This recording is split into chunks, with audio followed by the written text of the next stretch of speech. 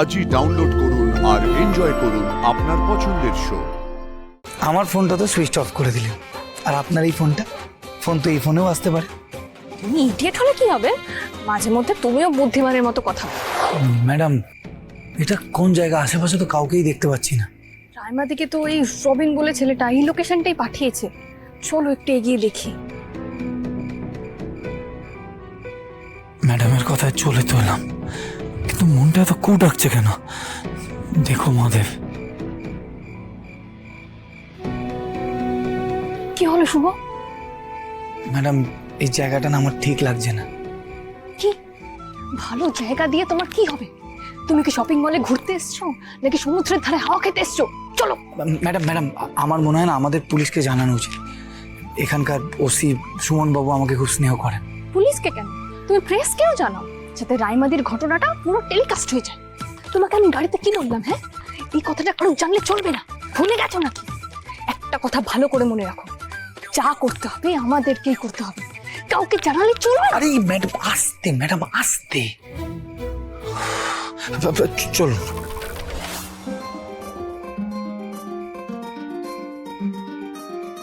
বিয়ে বাড়ির এত দায়িত্ব, ফোন তো আসবেই। এতক্ষণ আমাকে আস্তে আস্তে বলে নিজের ফোনটা অফ করতে ভুলে গেছো। তাও ওটা আরে ম্যাডাম, ব্যাস, এবার নিশ্চিন্ত।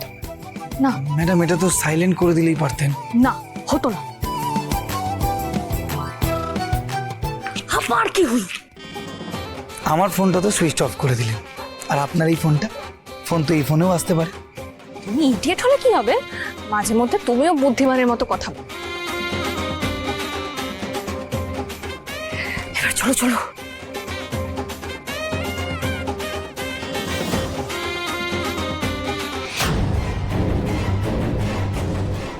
আরে রাজকন্যা, তুমি কি কপাল আমার!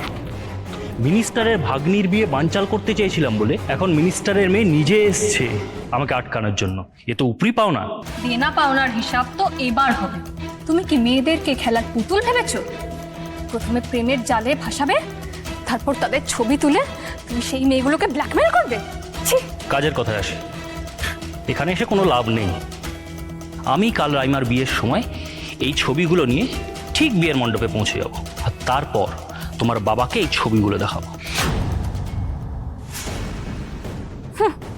তুমি দেখালেই বুঝি সবাই বিশ্বাস করে নেবে। করবে করবে, বিশ্বাস করবে, কারণ ওই সময় ওই ছবিগুলো আসল না নকল সেটা যাচাই করার মতো মনের অবস্থা তোমার বাবার থাকবে না।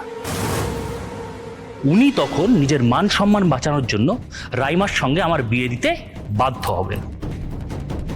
ব্যাস, তারপর আমি এই রাজ্যের শিক্ষামন্ত্রীর একমাত্র ভাগ্নি জামাই হব। উনার অত বড় ব্যবসা, অত সম্পত্তি, তার একটা ভাগ পেলেই লাইফ জিঙ্গালালা।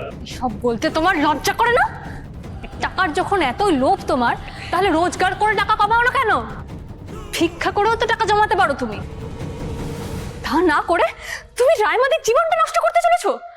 কাপুরুষ কোথাকার! এই কাপুরুষ বলবে না, হ্যাঁ?